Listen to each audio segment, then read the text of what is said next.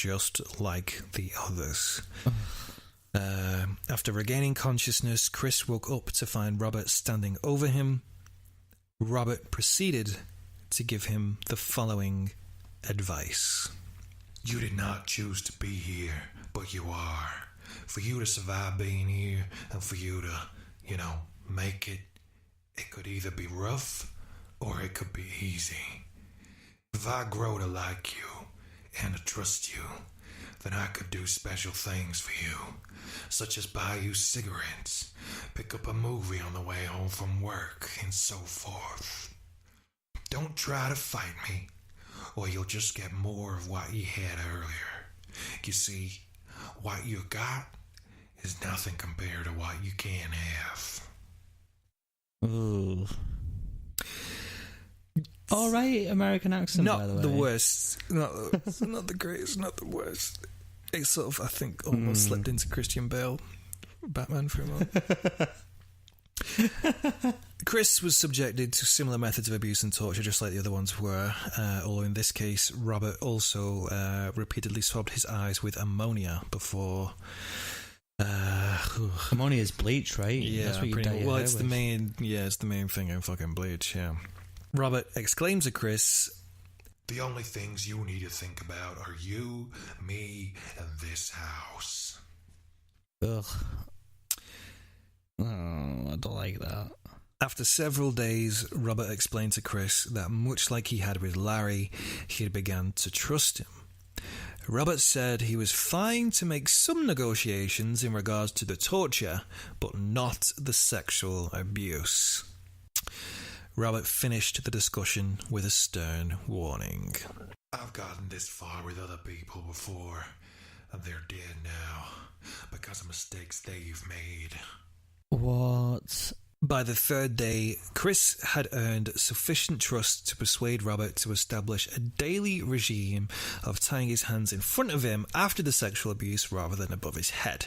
So obviously he'd had his hands in front of him now, which was a bonus if you are wanting to try and escape, I guess, or do anything.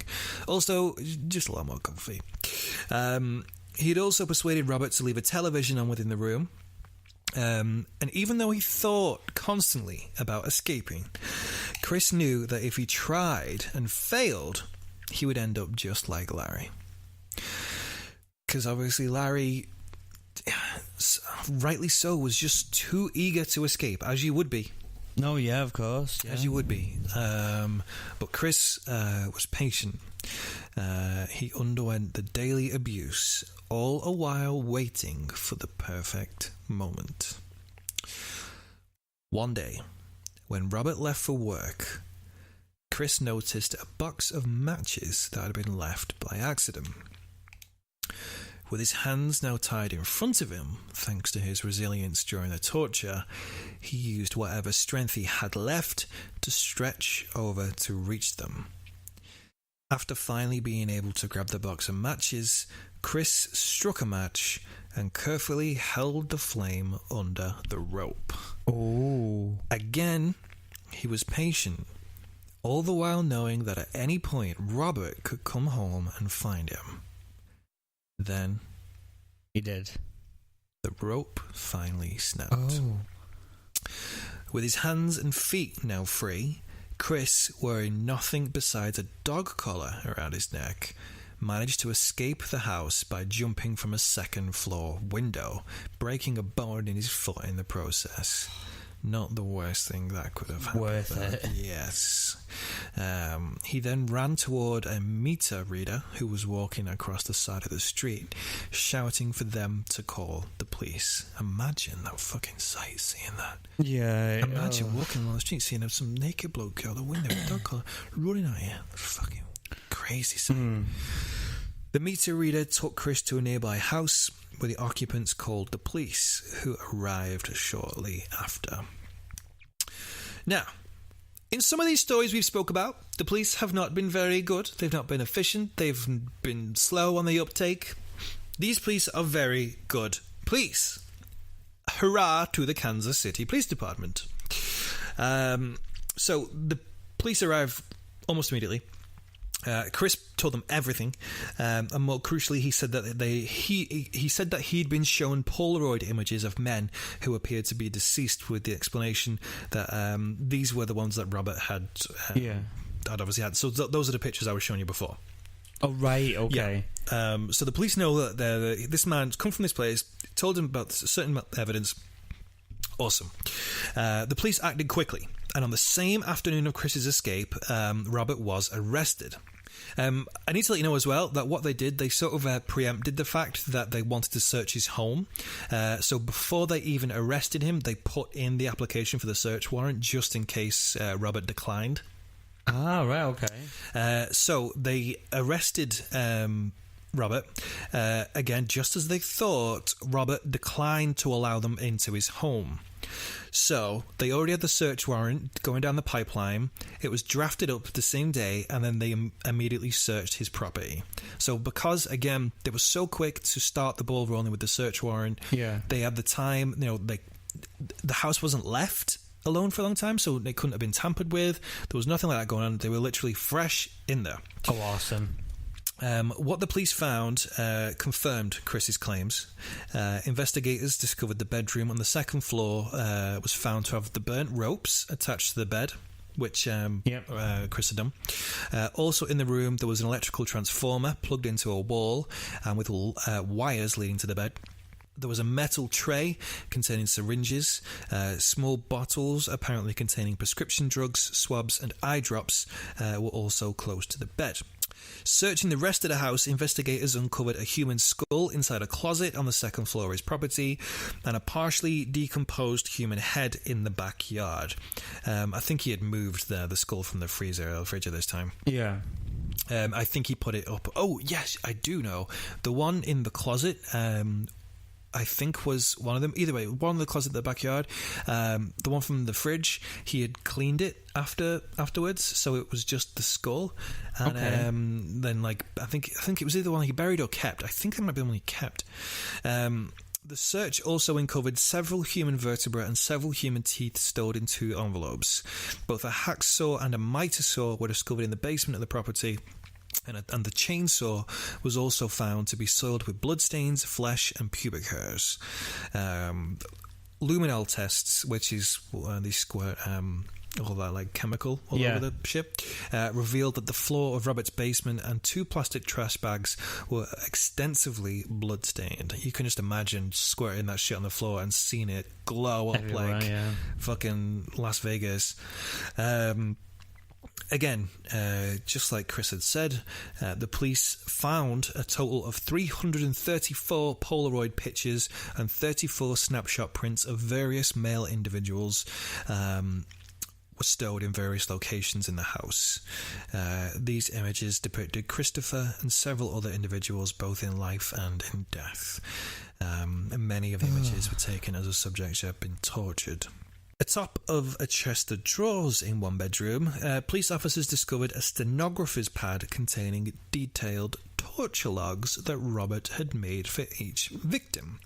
So this is how we know so much. Right, okay. So we know so much in the ins and outs of the grisly details because of these logs. And, of course, if you leave a fucking diary of everyone you kill and how you do it, it's pretty fucking incriminating evidence. Definitely. Luckily, he kept it, I guess. I mean, it would be great if he hadn't done it at all, but luckily he kept this.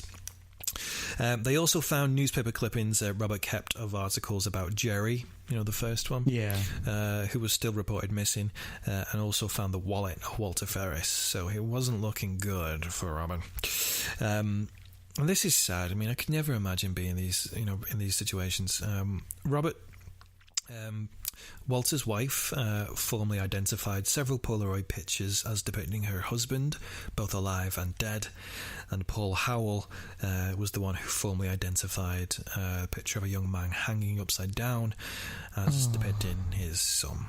You just can't imagine having to look at them pictures. Yeah. I mean, seeing those pictures, just us now looking at them, that's horrible. No, yeah. Knowing the people and being, their loved one and their friend. Oh, fuck, man.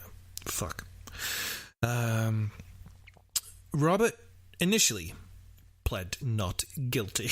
Really? Yeah, I don't know how he fucking thought he was going to get away with this. But on September 13th, 1988, he conducted a plea bargain with the prosecutors to avoid the death penalty. So he said, essentially, I'm not guilty, but obviously there was so much fucking evidence that he was going to get done for it. Yeah.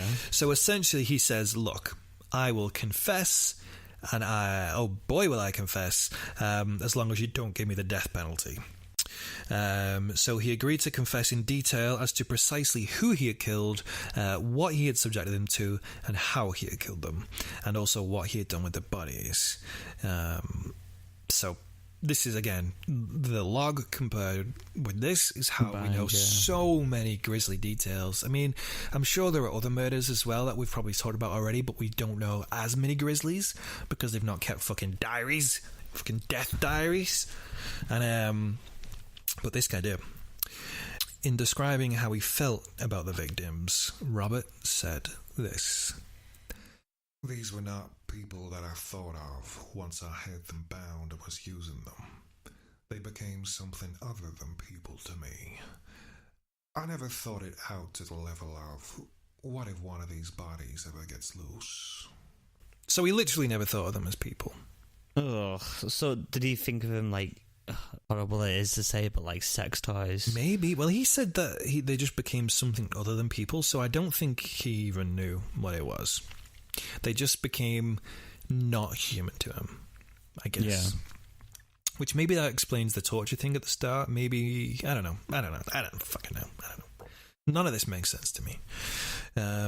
These confessions were given to prosecutors between December 13th and December 15th, 1988. In return for his cooperation, the prosecution agreed not to seek the death penalty. Instead, in response to these guilty pleas, the judge gave him 6 concurrent life sentences with an additional condition barring any prospect of parole. Good. So, pretty much, you are going away for a fucking long time and you are never getting out. Now, I've not done a wrap-up for this.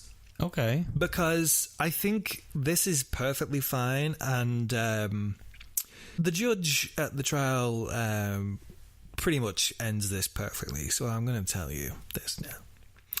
This is kind of like the wrap-up, but not as dramatic. During his time in prison, Robert made several complaints with prison officials, claiming that they knew of his high blood pressure, yet were not providing him with his prescribed heart medication. Diddums. Cry me a fucking river. Yeah. At the age of 43 years old, Robert died of a heart attack while incarcerated at the Missouri State Penitentiary on October 8th, 1992. Shortly after Robert's death, the judge at his trial, Alvin Randall, was informed of his passing. In response, the judge remarked, "Couldn't have happened to a nicer guy." I love that. Oh, I can't beat that as an ending. Like, fuck. Amazing. The fact that you would be a fucking insane person, locking people up, torturing them and everything. Then as soon as you get in a situation where you're locked up yourself, you start fucking crying about your medication. Fuck off. Fuck off. A dick. Fuck off. I mean, I didn't do the thing. Let me do the roundup. And that this is a bit late, but let me do it. Fuck off. And that, my friends, is the story of Robert Berdella, a.k.a. The Collector. Ooh. Or the Kansas City Butcher, whichever one. Let's go with the Kansas City Butcher. The Collector, you like the movie. Let's not give him the credit to be associated with it. Yeah, that's true. So that's a bit late in the day to do that bit, wasn't it? But yeah, what do you think about him? Good guy, right? I thought it was an absolute cock. I always say that to you. Yeah, you thought it was a cock. I thought it was a cock. Even... Worst. So yeah, that guy was a fucking grossy Josie. So, usually on this podcast, we like to do 3 things. First off, extremely sincere condolences to the victims, their families and their friends. This is possibly, I know last episode we said this is the worst one we did, this has now trumped that. Yeah. 7